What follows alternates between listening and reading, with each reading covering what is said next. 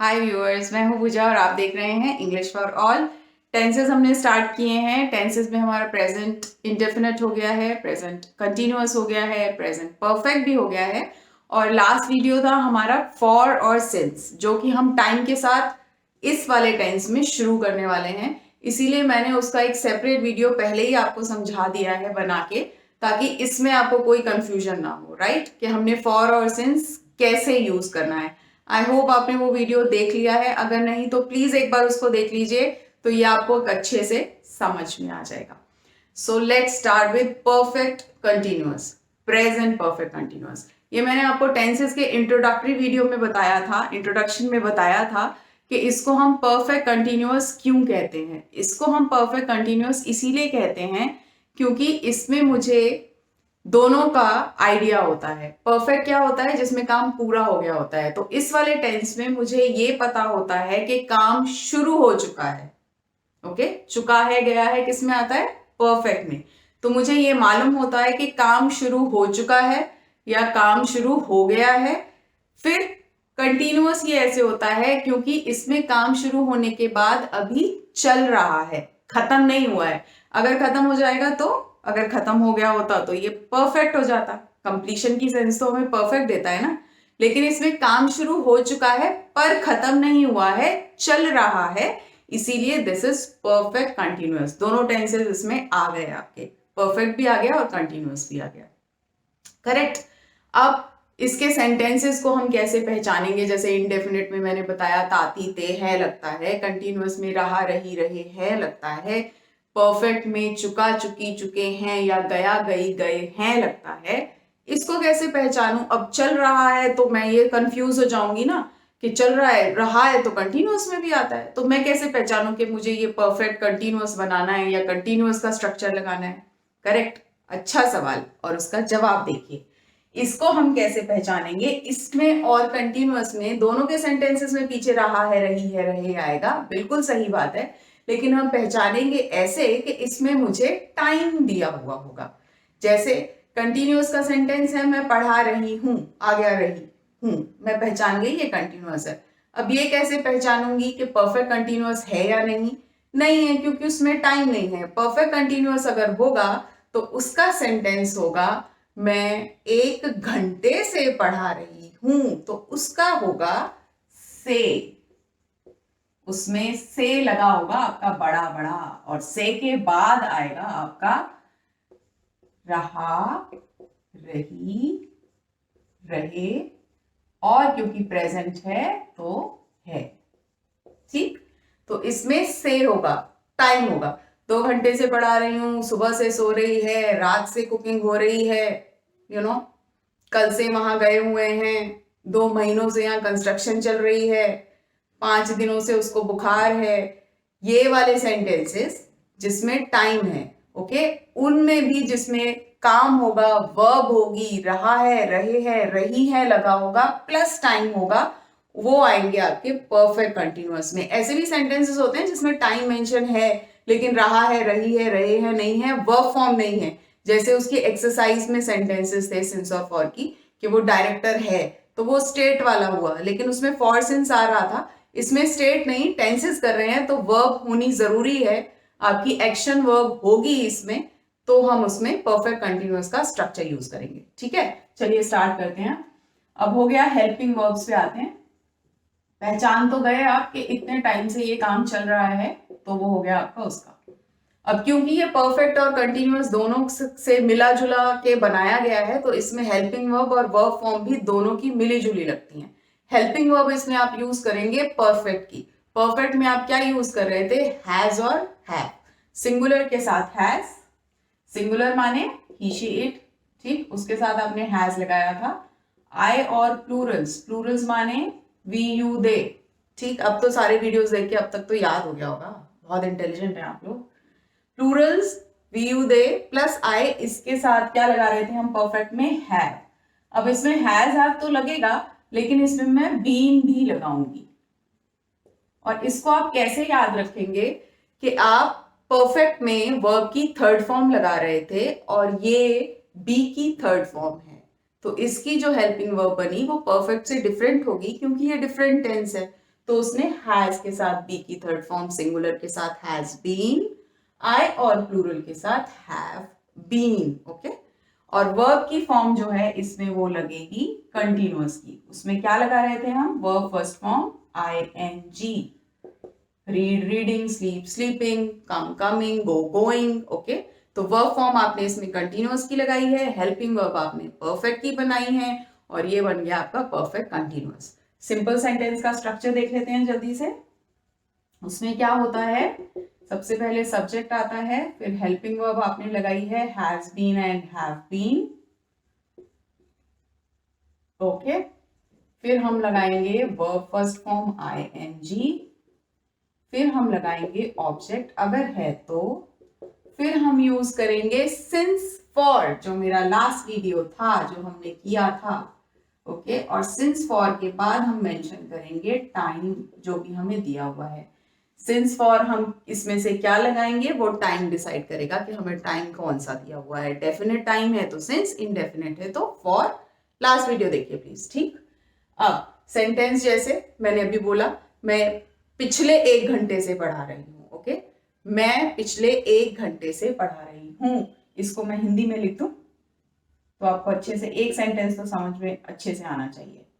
मैं पिछले 1 घंटे से पढ़ा रही हूँ। ठीक, इसमें ऑब्जेक्ट नहीं है क्योंकि मैंने आपको पहले भी बताया है कि टीच, पढ़ाना इज इंट्रांजिटिव वर्ब जिसको ऑब्जेक्ट की जरूरत नहीं है, वर्ब्स वाली वीडियो में है। तो अब इसमें सब्जेक्ट क्या है? मैं। काम कौन कर रहा है? पढ़ा कौन रहा है? मैं। तो पहले सब्जेक्ट देख लिया मैंने, सब्जेक्ट है आई। आई के साथ क्या लगेगा? हैव बीन लगा दिया। हैव बीन के बाद क्या है? वर्ब फर्स्ट फॉर्म ing, पढ़ाना इज टीच, और ये हो गया टीचिंग, ing लगा दिया। यहां तक ही आपका आसानी से आपको आ गया है। अब आया टाइम, ऑब्जेक्ट इसमें नहीं है, मैं क्या पढ़ा रही हूं ये नहीं दिया हुआ है। टाइम दिया हुआ है मुझे 1 घंटा, और उसके आगे लगा हुआ है पिछले। कंफ्यूजन, पिछले 1 घंटा कौन सा टाइम होता है? डेफिनेट। लास्ट वीडियो में मैंने बताया था, क्योंकि पिछले 1 घंटे को मैं कैलकुलेट कर सकती हूँ। अगर अभी 2 बजे हैं तो मैं 1 बजे से पढ़ा रही हूँ, इसका मतलब। तो यहां मैंने लगाया last, sorry for, since last, क्योंकि डेफिनेट टाइम है, और 1 घंटा इसको आप एन आवर लिखेंगे।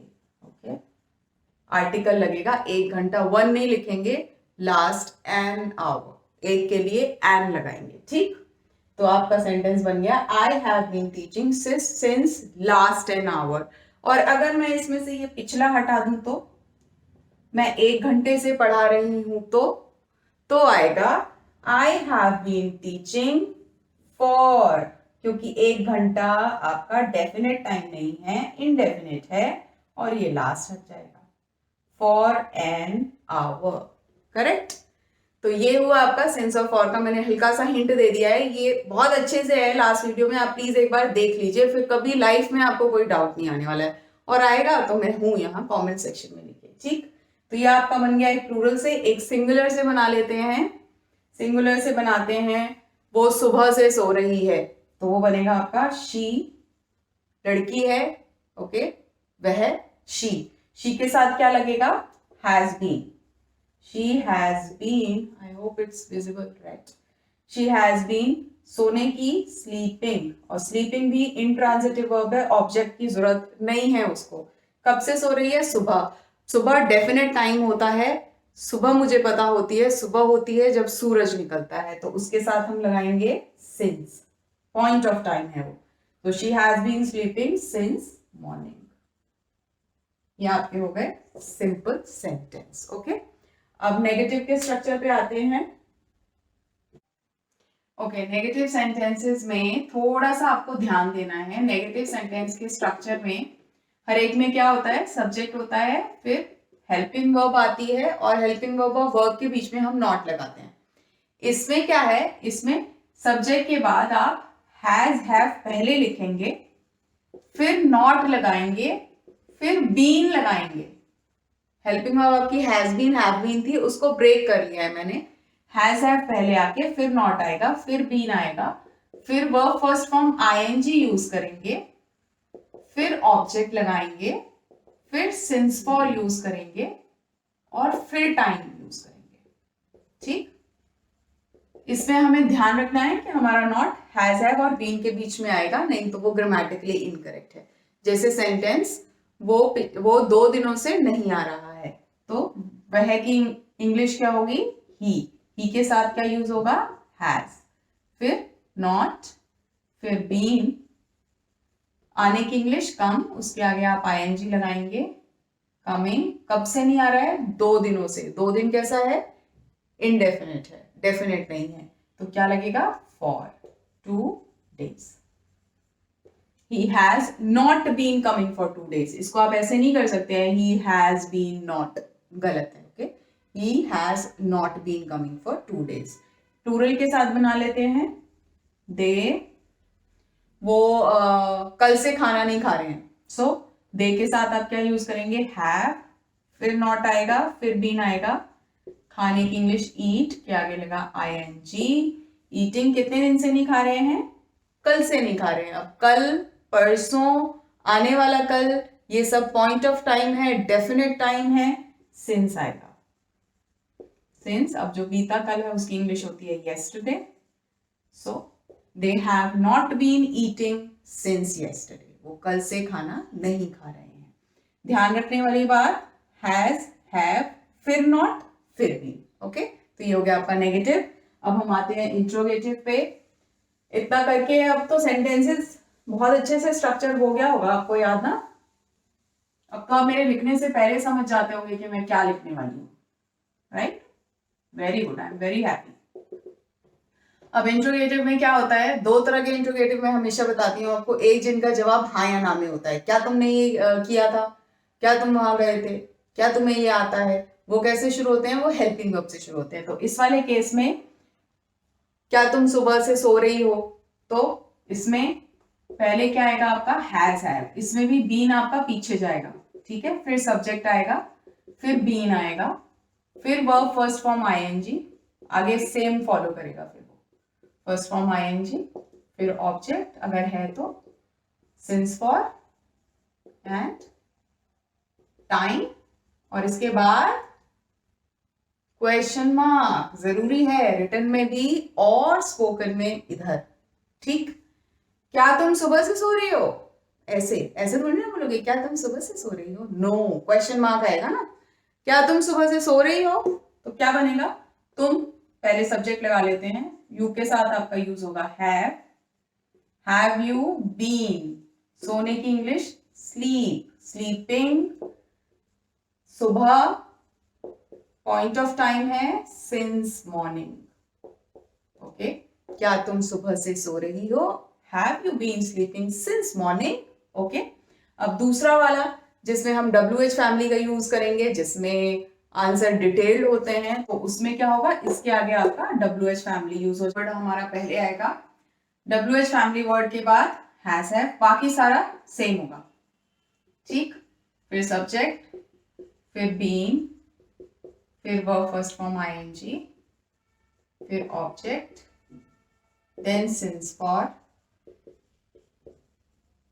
देन टाइम, फिर क्वेश्चन मार्क। जैसे तुम सुबह से क्यों सो रहे हो, तो क्या क्यों की इंग्लिश वाई, और बाकी सारा same. Why have you been sleeping since morning. Okay,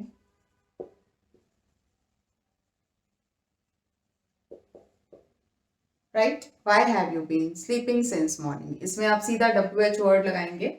दोनों में फर्क क्या होता है? जब आप ऐसे पूछेंगे have you been sleeping since morning, तो वो जवाब हाँ या ना में देगी। हाँ, मैं सुबह से सो रही हूँ, नहीं मैं सुबह से नहीं सो रही हूँ। अगर आप ऐसे पूछेंगे क्यों सो रहे हो, तो वो डिटेल आंसर देगी। मेरी तबीयत ठीक नहीं है, मैं रात को सो नहीं पाई थी, मैं असाइनमेंट्स पूरे कर रही थी।